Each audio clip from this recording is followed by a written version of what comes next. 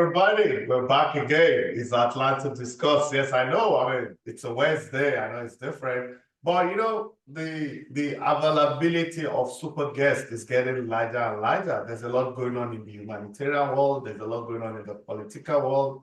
There's a lot going on in the academic world. So it's looking like now we're going to be having an episode on Wednesdays and Fridays now. And who knows, maybe it could be 3 times a week in the future. But now we're doing Wednesdays and Fridays. So this is a Wednesday. And today we have another extraordinary guest. She's slaying stereotype. She's doing extraordinarily well. She's purely a humanitarian. She's there in Europe. She's in the UK. Her name is Dr. Sheun Oke. Dr. Sheun Oke, please welcome to Atlanta Discuss. And thank you for joining us. Hello, Mr. Balogun. It's amazing to be here. I'm really excited.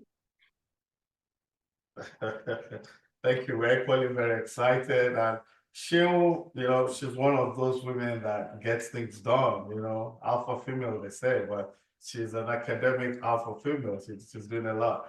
Now, let me just introduce her to you. This is our first time here, but it's not going to be our last time.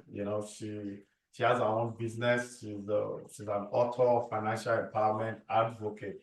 One of those very elongated CVs, but we'll try to summarize it. She's a distinguished leader in the financial service sector, serving as COO, that's the Chief Executive Officer of Emergence Financial Service, a fast-growing insurance brokerage firm specializing in income protection, life insurance, critical illness. So now we're going to talk a lot about that as we get along in this program. Yeah, insurance. So as a top financial advisor, Dr. Oke has made significant strides in protecting undeserved communities and helping professionals, particularly immigrants, secure their livelihoods in the United Kingdom. That's why I said she's in the UK. Yeah, her expertise has earned her opportunities to speak at prestigious platforms all over the world, including the House of Lords and the Protection Review Conference, where she has challenged the industry to improve inclusivity and accessibility for all.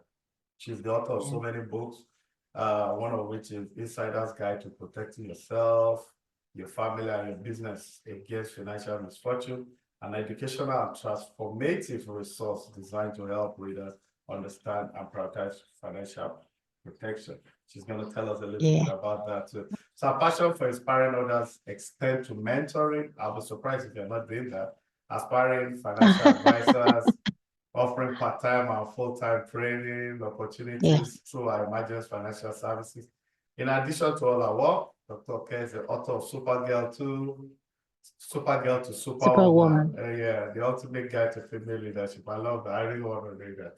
Dr. Oke's commitment to giving back is reflected in our Empower and Protect Gala Night and book presentation, which is coming in 2 days' time.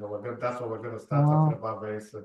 So beyond our professional achievements, Dr. Oke is a devoted wife to Stephen, loving mother to Oluro, to Olua, Bukomi, and Nico. Inspired by lay parents, Prince Christopher and President Aderoke Olotu, to continue to honor the legacies of our parents. Fantastic. Thank you very much. I'm really, really happy to have you here.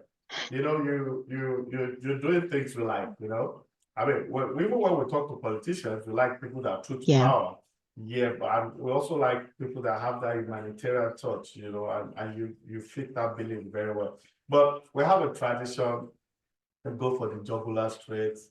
Just a quick thank you. Yeah, we don't waste time. We say thank you to all our viewers in the 7 continents of the world. Yes, the 4 days. Yeah, and more.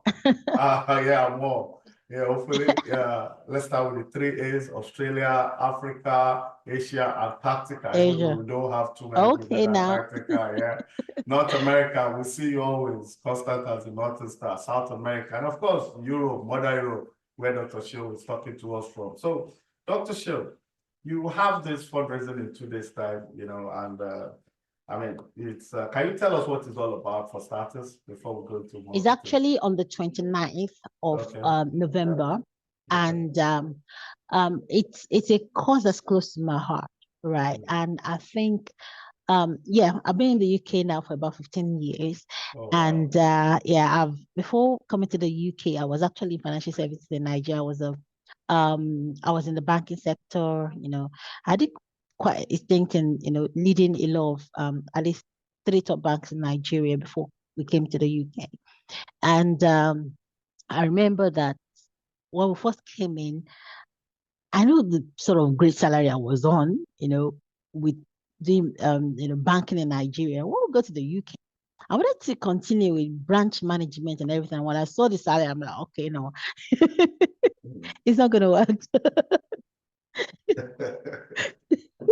So I think I left financial services to do more of community work. Which I was promoting health and wellness actively. And I come across a lot of people, a lot. I've been able to help a lot of people um get their health in place, lose some weight. It was more about promoting, wellness, helping them to lose weight, looking better, building confidence. And now when I came back into financial services, and that was now to become an insurance advisor, financial advisor, everybody knows it. I know that in this industry, it is still very, very, it's not as diverse as it should be, because I think the decision makers are represented only in the majority.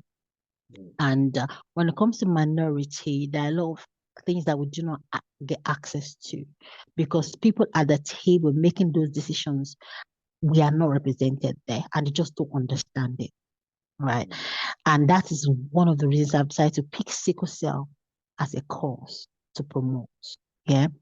I've got a nephew that's the sickle cell warrior, as they call it. He's 10 years old. And I've got quite a few clients also in the UK that have been able to help secure financial protections. And I've seen that it's really hard to get it, because yeah, insurance providers don't understand it yet, because this is a condition that affects mostly the Afro-Caribbean community, right? And most insurance providers we know, you're very, very average male, white, Caucasian, and if they don't walk the walk, it's really not, they can't really understand the depth of some of the people that they can actually help if we don't come to the table and point some, shed some light there. And that's what I'm looking to do now, bringing providers to the table, bringing the community to the table, mixing the community and say, okay, you know what? Yes, these people have no choice in this condition. However, they live great lives. In fact, there was one of the women that I interviewed. She's 60 and she's got sickle cell, right? Oh, wow. So it's not everybody, and she lives in the UK. So there's a bit of help, to help them more access here in the UK. I can't say the same thing for Africa. Life expectancy in the UK is still much, much better here because there's support for people, the sickle cell warriors. So one of the things that I've been able to do is to be able to, I was don't, written a lot of articles, I've been on different, shows like this, just talking about, you see, these people, they are well read, they are taking care of this condition, they've got mortgages, and if they've got mortgages, they deserve to have insurance to be able to cover their back if things happen, right? They need access to income protection too. Can you look into this data and see, let's come to the table. What sort of information do underwriters want? Let's bring, because even in the room on that day, on the 29th of November, we're going to have a lot of medical doctors, some within our community, right? So it's going to be a period of fun, us mingling together, a bit of stories. Then, yes, my book presentation, the book on insurance, where I've also delved into what do you need to have in place to have that peace of mind if you've got a family or if you've got a business. And that's what the book on insurance is all about. When I started in the industry, I've seen that I've always been an educator. I love to teach. My husband, says, "She'll, you always have, you always find, opportunity to turn everything to lecturing." No, it's not that. It's just that when I understand something, I just want others to to understand it, Yeah. and I want to share. And I think I've got that gift of simplifying things, and using stories. And this is what the book on insurance is about. Now, busting the myths, because there are lots of myths that we carry, especially within the Afro-Caribbean community, right? That, oh, insurance don't pay. No, it's when you have trouble, that's when they will collect your money. When it's time for them to support you, then they'll bring out stories here and there, and they will not. And these things, yes, in some cases could be true. Maybe when you were going through your application, maybe you've lied. And I've seen some people have done that. Or maybe you've misrepresented some information, or maybe you've actually um omitted some information. And that's why when you're having your insurance is taken care of, you must be upfront. So so chapter 4 of the book on insurance talks about, busting the myths. Okay, so what are people saying? What is the reality? And give them stories on, how it really is, rather than depending on what people that don't understand. One story, we I think we are at the risk of that power of single story. And then All right, suddenly, let me yeah, just interject you a bit. I mean, we yeah, have enough time there. So about this event, it's a black tie event, right? So it is black tie yeah, and glam. okay, yeah, well, we're sharing it on the screen now. We'll see the details. So, So we see there are a lot of VIP experience, exclusive content, giving back. Now there's a gate fee, right? For $80, 80 pounds. yeah, there are Sorry, eight pounds. Yeah, I mean the yeah, dollars country. That's why it for the says that. standard. Yeah, I know. I understand. I totally understand Okay, you. and the VIP is 120 pounds. I mean, for value, why not? So, what do you intend to do with the proceeds of the the event? So what What? we're looking to do is a portion of the proceeds Mm, is going to go to support sickle cell courses, okay. because some people are reaching out, In Africa or UK or Asia or where? in UK and in Africa. It Africa, depends okay. on who comes for, yeah. Mm, One of the ladies that we're also looking to support is she's got an outreach in Nigeria just to, and she's been doing out of pocket by herself. And I'm like, okay, let's say let's give you structure. And another thing that I've discovered within our community, especially in the UK, is yes, we want to support, and there may be maybe government grants or um different fundings that may be available. We just don't have the structure to be able to access those things, right? Because yes, you may be doing things out of your own good heart, right? mm, However, for you to be able to access better support, you need to have the structure, maybe have a community interest company or register a charity or something. But if you don't have a structure, then it becomes challenging. So that's one of the things I'm also doing for some of the people that I've seen that are doing some good courses within the sickle cell arena. You know what? Go get a structure. So I've been able to give advice, get a structure in place so that we can also signpost you with other opportunities of you being able to do more of what you want to do, right? Because you've been a warrior, you've experienced this thing, you want to help other people, you can speak from because you walk the walk, right? So you are more qualified to be able to help people, going through such challenges than someone that just does not really experience it. But if you don't have the structure, then it becomes a challenge for you to be able to access the sort of support that you're supposed Everybody to needs be able to. guidance anyway. We all need And guidance. everybody needs guidance. So that's Yeah. one of the things that we're also doing to give, advice to people that are, championing some of these courses. I am not championing the course. I'm, as in, okay, let me rephrase that. I'm championing the course to be able to make sure that the people that are affected have financial protections, Mm, right? But there are other people that are doing other things, to understand. And my day job is financial services, to understand. Some people are really, investing their time to make sure that the nitty-gritty of, or maybe get them access to some medication, get them access to, some maybe nutrition advice for people that got the sickle cell. We want to be able to support those sort of people to carry on doing what they do. fantastic. So there you go, Dr. Sheun Oke, doing our best for mankind. I mean, it's amazing how you've been able to, interlock the relevance of insurance, sickle cell, and health itself. I mean, a lot of us read about it, But people don't know that insurance company, especially in the Western world, the HMO, so to say, So, I mean, thank you for what you do. You can see it, Novotel Hotel, Milton Keynes, Saxon Street, Elands. Yeah, you have to be there on the 29th. These are the kind of things we need people to do. Yeah, let me ask you this. Are you partnering with any government agency? Okay, on this, not really. Okay, because I'll say the gala night, which I'm hoping will be annually, but this is the very first one of its kind. That's why we call it empower and protect. Now we want to be able to bring people in our community or different communities to be able to celebrate them, annually, on people that are actually championing some good causes, and especially also within the financial services, right? Okay, disclaimer. I've gone to quite I've gone to quite a lot of events, right?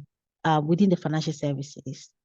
And these are events that are, well funded, nicely done. And in the room, we have 600 top financial advisors in the United Kingdom. And we're about 5 Black people in the room. And I'm always, okay, like, yeah, I'm always pushing the button anyway, so I'm going to be in the room anyways. But I'm trying to get more diversity into this sort of events that, celebrate us together, not I'm white, not I'm Black, but actually celebrate, together, one platform. So Empower and Protect is going to be reaching out to a lot of people to bring a bit of more diversity into celebrating people within the financial services. Fantastic. So I don't know, do you have any personal experience of a family that has a sickle cell child that you're working with currently that you want to share with us? Okay, all right. Currently, yeah, like I said, my nephew is 10. And he's an amazing young man. In fact, it was a shock when we discovered it was sickle cell, because I've always been AA. That means my dad was AS, because my sister, we from the get-go, because that's my immediate younger sister. So we're just three. So my immediate younger sister, and from the very get-go, she's been told that she was an AA. So obviously she married someone that was an AS, and now they're now discovering later on that she's actually AS. And now the baby is SS. So that's another thing when you're partnering with who you want to marry, or you want to have a baby with, or, you've got, these are things that are important that you need to, because it's a lifelong thing. Yes, it's not every time that they have crisis, but when the crisis comes, it's really challenging. When you see your child in pain and you can't do anything about it, but to yeah. So there are great days, right? There are good days, and there's some not so good days, right? However, that is, that brings the whole of this of, having support there. So yes, I do support my younger sister, also to support my nephew. And I have clientele. I'll give a typical example of one of my clients. All right, she's been married. She's an amazing young woman. And I was a young, yes. She's not really young. She's a mom of two. She's into IT. And she's been married to her husband about 15 years. She's never had a crisis one day, 15 years. And so even before that time, we were trying to get an insurance for her. And with someone that has never had a crisis, it was still all decline. I'm like, okay, that these things are being well managed. And she's got a mortgage, right? She's doing amazingly well at her job, right? She's, her husband is doing very, very well at the job. So why would we not have something that can protect their mortgage, right? So we're able to get something in place. At least one provider has been really, really, and one of the providers that we actually celebrated on that day, MetLife, right? And what they've done is they've given us something, right, that supports them if they were to stay for more than 24 hours in the hospital. So if you're watching this now and you're in the UK, and maybe you've been declined several times, you've got sickle cell, please speak to me, right? My number is 074-1185-7200. And you can go to our website, emergencefs.co.uk. Emergence is spelled EMERGENZZFS.co.uk. And what we're doing is making sure that at least one or two providers that are able to support can get you something. So it's not, and that's one of the things I also covered in my book. You may have been declined insurance before. Disclaimer, it's not everybody that's insurable, right? So don't even take it for granted that, oh, I don't even want insurance. Insurance companies may not even be able to cover you. So speak to us first. Let's see what could stop you. Yeah, because when it comes to financial protections, we say more about financial protections in the UK, more insurance in the US. In the UK, we talk about financial protections. One of the things that I've also seen is that when it comes to income protection, everybody knows about life insurance, but very, very few people know about income protection. Mr. Balogun, do you know what income protection is? Let me ask you. Oh, well, I mean, as it sounds, something that protects your income, right? Yeah, You've done very well. I'm clapping for you. yeah. All right. So I asked two questions. Okay. The normal thing is for us to go to work, right? Or do our business, get paid, right? At the end of the month or maybe weekly, and then live our life, yeah, sort out our bills, do some savings, have some investment, right? However, what could stop that income from coming in? It could be illness, it could be death, yeah. So when it is death, right, life insurance comes in. Because life insurance is not for you, it is for you. It's your responsibility towards the people that are dependent on you financially. That could be children. Yeah. So when you're there, the income is there. But when that person exits, what happens to that income, to the family, to the spouse, to the mom, to the brothers, right? Life insurance makes sure there is a lump sum of money available to continue your legacy if you were there, not there. Now, it's not everybody so life insurance is not for you. And I say to people, life insurance is your family protection, or you cover your debt and all of that. What is for you is the income protection, your critical illness cover, your private medical insurance. Now, what is income protection? Income protection ensures the continuity of your income if you are unwell, whether physically or mentally. Do you know a lot of people are going off, like with stress these days? Do you know that? Yeah, no, right? I mean, Do you know people are depressed, and at times people continue working because they can't afford not to work. Do you get it? Yeah. So what income protection does is it gives an opportunity to be able to slow down and not lose income if you're unwell, right? So for example, an income protection will be in place for like 2 years. That if you're unwell, so I've okay, let me give you a typical example of one of my clients, right? So she's been very okay, right? And there's suddenly, problems with the husband, right? The marriage disintegrated, and this affected her mental health seriously, right? For like 2 years, incapacitated. She has to be on medication to get out of depression and everything. Thank God she had income protection. So every single month, aside from what the government would pay her, insurance company is still paying her monthly salary, right? Oh, wow. And if she hadn't done that before life happened, I said, oh, Sheun, I don't need it. I'm all good. I'm all right. Then that means there wouldn't have been that support. And that means she may have to still keep going to that work, even with the issue that she had, because she cannot afford to sit down home. You get what I mean? So income protection is really important if you're in work. As long as you work for more than 16 hours per week. So you can help people get income protection. You offer that service, right? Absolutely, yes, we do offer that. So right, no so problem. you can have your income protected. Fantastic. So I mean, I'm impressed with what you say, because I know my dad was AS. I know my mom was AS. And between them, they have Wow. two boys. I'm AS, and my female brother is AS.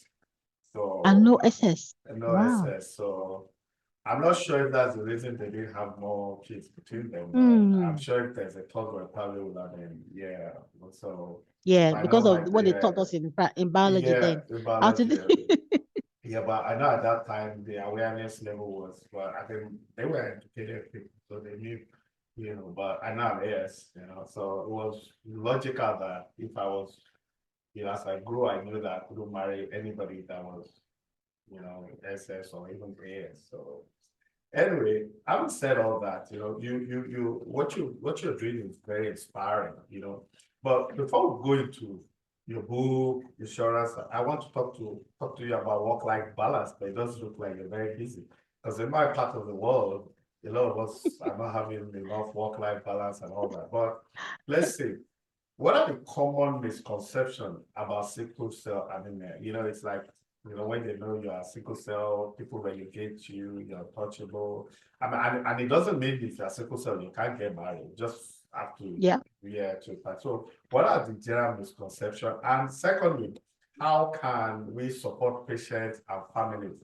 I mean, from a layman's perspective, who are the families affected by this sickle cell, what can we do if there's an emergency? I know they have all this attack. What can we just give us a general overview before we move on to the next topic?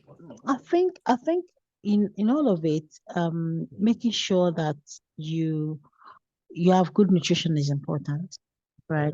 Good nutrition is very, very important.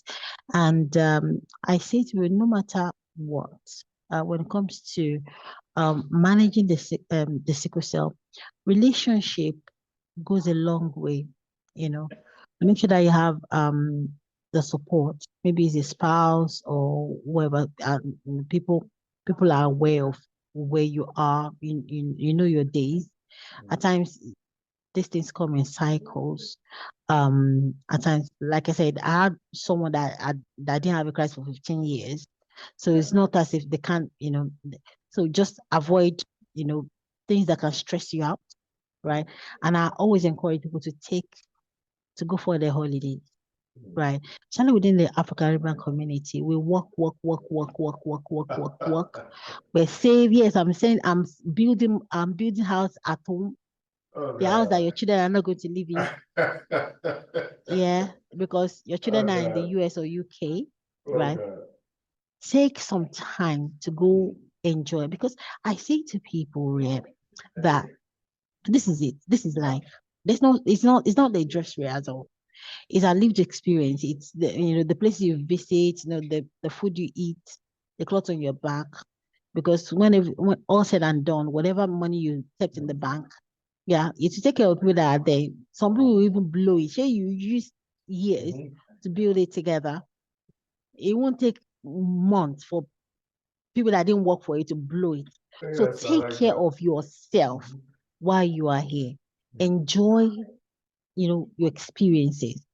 Travel, see other places, right? Have good network of people. If you're in an industry that you're not really loving, change your industry, upskill. Above all, I've seen that when people, are not stressed out, it doesn't really trigger, much of illnesses, yeah. So I'll say take time to rest.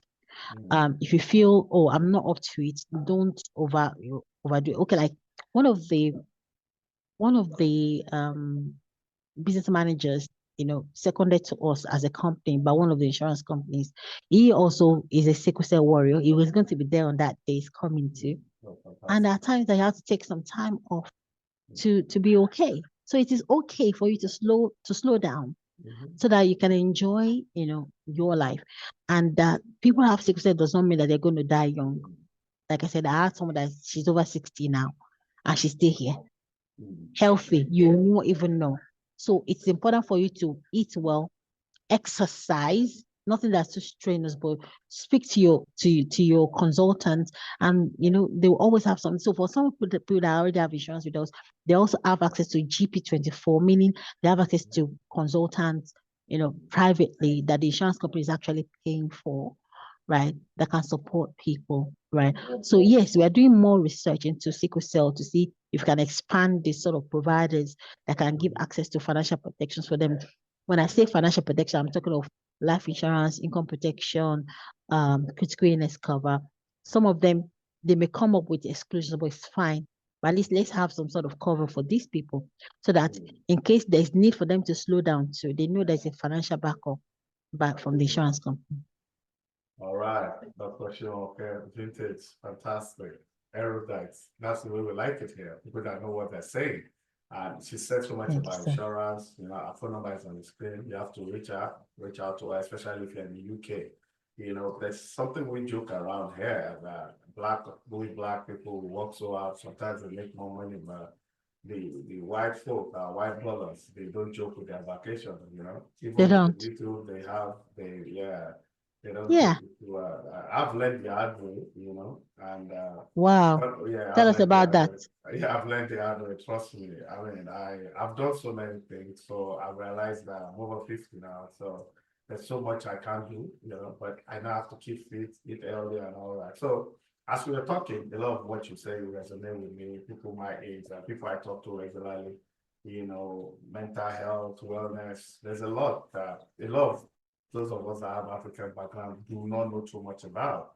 You know, I remember a story back then in Nigeria, some guy that used to work in a bank, you know, he gets home at the earliest 12 midnight every day, sometimes 1 a.m., you know, and 4 a.m. he's awake going to work. And so cumulatively, if he's lucky, he gets 3 hours of sleep. That's if he's lucky. No. Now, this guy, 24, 25, one day was in traffic, heavy traffic, you know, people just had the horn, you know, it was just putting the car was putting continuously. Apparently his head just dropped on the steering. That's what prompted the continuous putting of the horn, the car horn, you know. So lo and behold, people went to the car, opened it, and the guy was dead. So you could tell, yeah, it's true life story, you know. So you can actually tell that, you know, can I imagine when you're 30, 40, a lot of things we do go through the old days is a stockpile of what has been happening. It's a stockpile. Yeah, it's a stockpile. You know, the stroke, the cancer, everything. It's just when you ignore, you know, the obvious. So all the warning signs, yeah, all because the warning signs, they're always there. Yeah. Actually, the signs are always there, you know. So I mean, it's impossible to consume so much alcohol, you know. Like they say, too much of everything is bad. Too much food, too much of everything. Yeah. So everything is in moderation. If we can do that, and I've also seen that within a Black community, we think it's elitist to go to the gym or to work out or to go for a walk. No, it's not. You don't have to be a graduate to do that. It's just simple. When our forefathers were growing up in the villages, they always go to the farm, right? They're moving, they are bending, they are owing, they're walking long distances from home fresh food, fresh and food. and there's fresh food. So right now, we're everybody works from home now. You understand? So you are there sitting down behind your desk all the time. Please take a break. Take a break and take a walk. You want to have lunch? Go for a walk. Don't just eat there. We go to a restaurant, you know, do something. It is important for us to move because whatever you do, it's the law of use, they call it. Whatever you don't use, you lose. And that's why it's so easy for people to use it, to lose their mobility. And the women should walk, they should give the men more peace of mind, right? Yeah. And possibly vice versa too, right? Well, vice versa. Don't worry, we'll make sure that we'll give you. I've been married for 22 years, going on 22 years, 21 plus. And I thank God for the man that I'm married to. We're best of friends, you know. Even if you're going through life challenges, if you have someone to be there to, you know, advise you, you know, to rub minds together, it's part of it. And, you know, men should learn to be friends with their wives and not lords. I think you should, with your knowledge, you should write a book on that. Because being married for 20 years plus is looking like rocket science sisters. Anyway, so let's go to your books, yeah. I mean, the one that really interests me. Something. Yeah, you should. The one that really interests me is Supergirl to Superwoman. I like that. So can you tell us a little bit about that. All right, for super girl to support woman, so I've got 3 children. My daughter is the last one, Okay. and I've been in very different leadership positions, and I've seen how how challenging it can be for a woman in leadership. Why? Because at times people take it for granted if you're not a man. Or because I'm Oluwa Sheun Oke, people assume I'm a man, and then suddenly they see a woman there, and the dynamics kind of change. Let me give you a typical example. So when I became the region manager in so I was managing Ikorodu region for one of the banks when I was in Nigeria, and when I got that job, when I got that role, it was another lady that was expecting to get it. Unfortunately, I got it. So that was, women That's bickering. not unfortunately. That's fortunately for you now. Yeah, unfortunately for her, it was fortunate for me. Yeah. And I came in to to to make a change, right? And I was ready to work with everybody. And I told them, if you guys do what needs to be done, everybody has not been promoted in over a year. I said, don't worry, we'll get you promoted because we'll be able to afford it if we start making profit. It was a loss-making branch. Anyway, cut long story short, I see that I came as a friend, but that friendship did not work. I had to go very, very like cutthroat to get what I need to do done.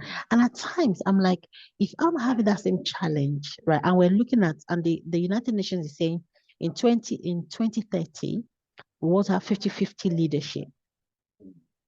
Leadership is still very, very masculine. Most of the leadership books that I read were masculine, right? I'm like, okay, can we talk about leadership from the female point of view? Can we use that? Because leadership is not taught in schools, unfortunately, right? And a lot of women will not go for leadership roles because they don't have the confidence, because they don't know they've got what it takes. All right. And what I've done in Supergirl to Superwoman is to be able to bring out the soft skills that points attention of women to, okay, you already have what it takes, so right, this and this and this and this are what you've already built.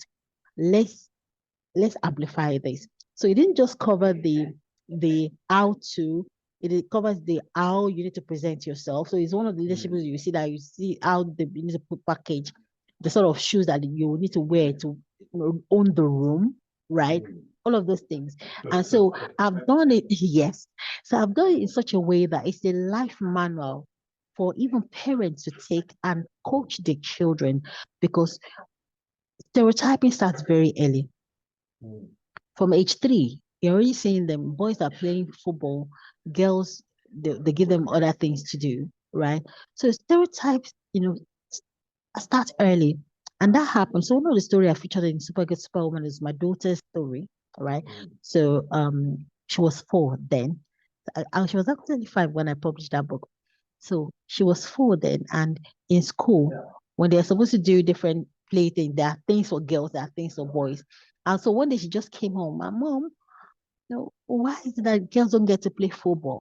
So they're already like tuning their brain to, this is the play for girls, this is the play for boys. And that this carries on through life, right? And they end up seeing themselves not, equipped enough to go and ask for the C-suite jobs, or go get a business and be a CEO, because they only see men sort of roles. I said, do you want to play football? Okay, don't worry. So we went shopping. We went shopping for boots, our gears, and then I enrolled her to our brothers, because our older brother, my middle son, plays professional football now.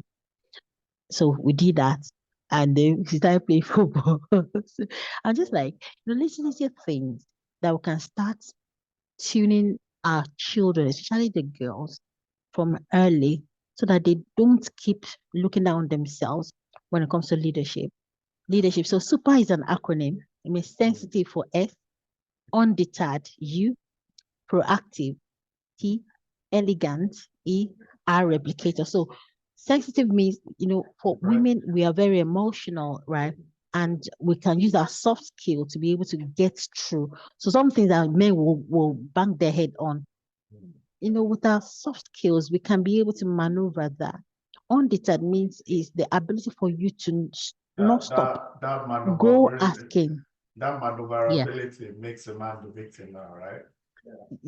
No, I'm saying that God has given each No, one I of know. us the gender. I'm just exhibiting some level of sarcasm here. That Yeah. when you guys maneuver, most, I mean, 9 out of 10 times, it's the man that is being maneuvered. Honestly, you have to learn to maneuver other women because I've seen in the Mm, marketplace, yeah. in the corporate world, women are the challenges of women, not even men. Okay. I had fantastic relations with all my male bosses. But when it comes to female bosses, it's a different ballgame entirely. I think we always, when we are around one another, we feel threatened by one another. And so that's one of the things that the book is aimed to do. That you know what? You can be strong in your weakness. They call us the weaker vessels, right? That weakness is a strength, right? And so that's what the super superwoman, the ultimate guide for male leadership. So it covers everything from the office to the home, to your confidence, to all you need to organize your day and have support because it's also very, very important for you to have a support system when you're a woman in leadership. And that's why, I always, celebrate my husband. At times when I need to keep go, go, go, go, it's got my back. It's got the children. I remember in 2019, I actually stood to become a member of parliament. I'm a conservative, by the way.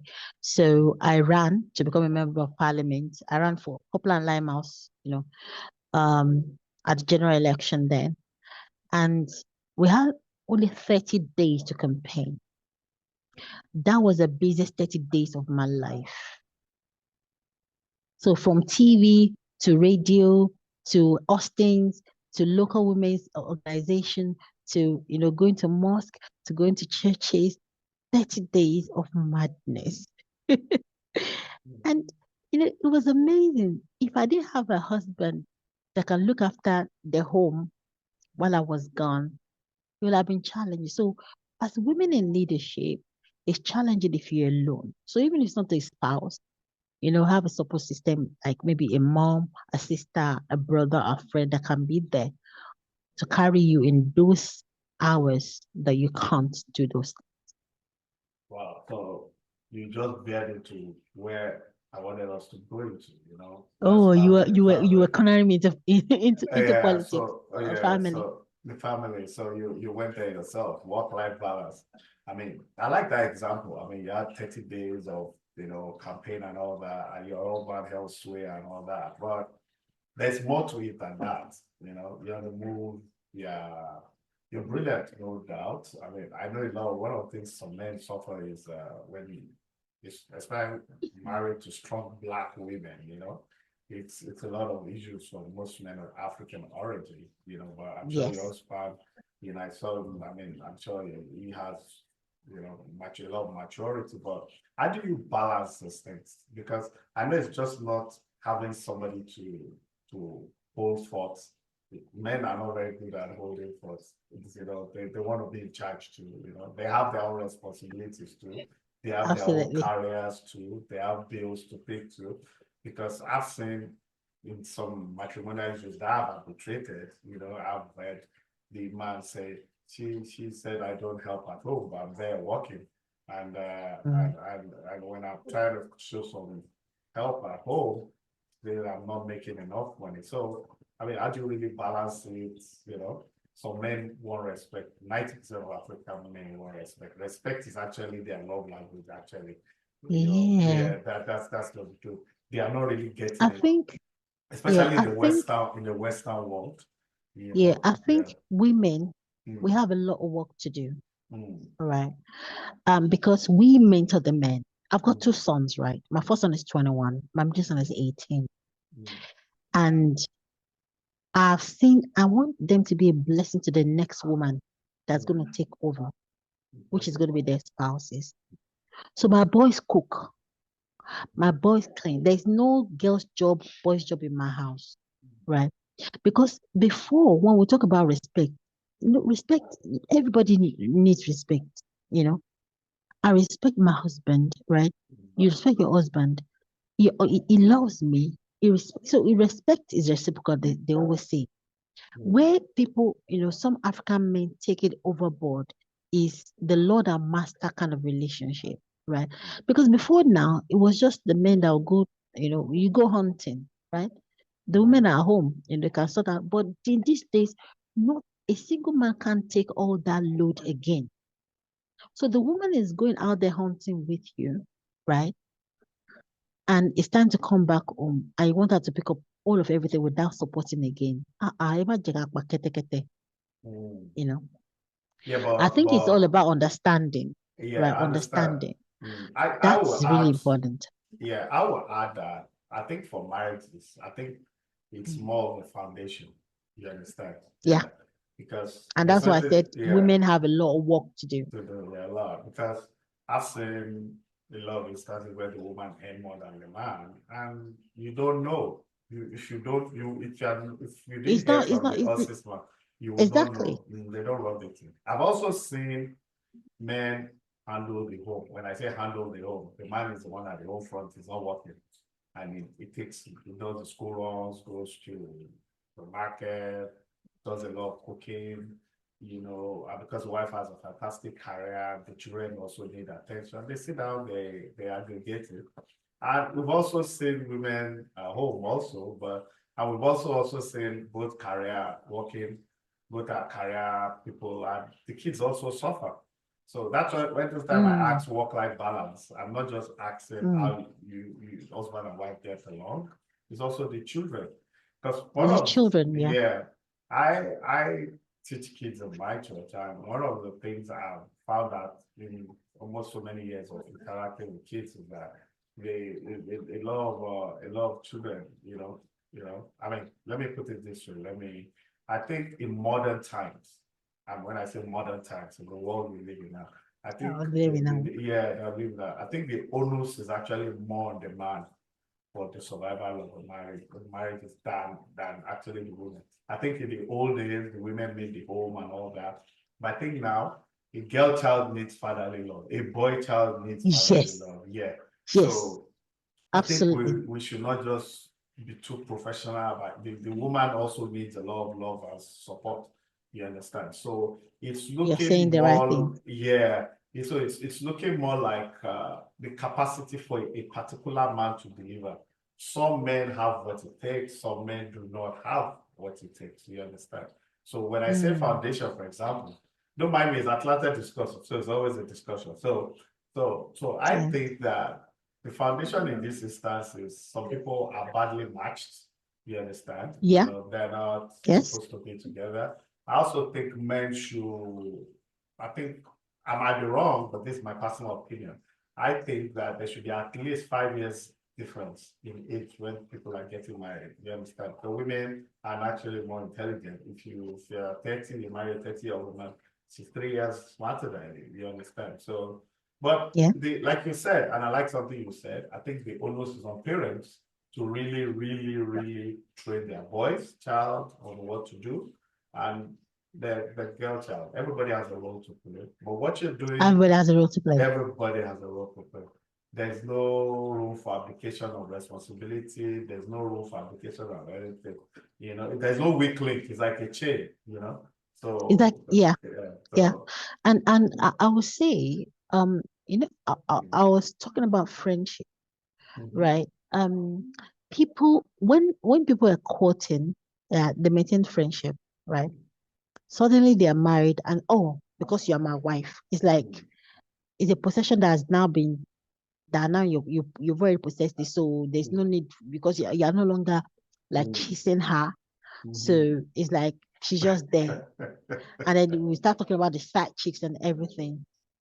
If you Uh, see, so people need to maintain that friendship that mhm. started out with before they now say, okay, I've chosen to spend the rest of my life with you.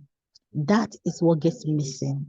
Oh, this is how married women look. This is how married, like it's hogwash, right? At times, and a lot of work is in the hands of men and a lot is in the hands of the women I too. agree. So because that that's why the Bible says, men, love your wife, Abby. Yes. Because women respond to love, oh, even if Mm. at the beginning it wasn't love. But when you continue to show love to somebody, they tends to respond. Do you understand? And we were talking about the respect, right? Respect is, I think it's just almost common sense. It is there for you if you actually do care about your wife. But now, disclaimer, I've seen some women act real wild. And I'm like, I'm even shocked as a woman. Well, what's it that? People that, are you serious that people could treat their husbands like this? If this person is my better half, and the Bible says that two will become one, right? We're already one. So I want to do things that you know builds you. I should do things that builds me, and they will build the family together, right? Like I said, we all have our parts to play. But what's important is friendship in marriage. People should learn to not just wear the out of I'm the husband, I'm the wife, but be friends. Fantastic. You're spoken like a good wife, a good mom, a good mentor. And we need more like you. We'll continue to support you, Dr. Sheun Oke. You have spoken very well. Thank you for coming to Atlanta to discuss. We wish you had more time. Yeah. So Friday is the day, 29th. You know, all the details are on the screen. Please go there and honor her. She's doing it for a wedding reason. We will be delighted to welcome you. Yes. The address is also there. So, Mr. Steven, keep doing what you're doing. And to your three fantastic kids, keep doing what you're doing. You have a fantastic mom. Thank you. And to all our viewers, you see, Dr. Sheun Oke is one of those people that slays. It's been a pleasure. Yes, she's walking the talk, writing books, moving around the world, politicking, do what she has to do in the home front. Mr. Steven honestly is not complaining. You know, the kids are actually in love with their mom. We need more like that. So you're an all-rounder. No perfect scenario, we know, but you're worthy of revelation. So like I said to our viewers, thank you so much for the loyalty. It's a wrap for today. See you on Friday for another topic that we're going to. Thank you. It's been a pleasure. Thank you. And we're going to bring you back. I promise you that. I like what you're doing. All right. Bye. Look forward to it.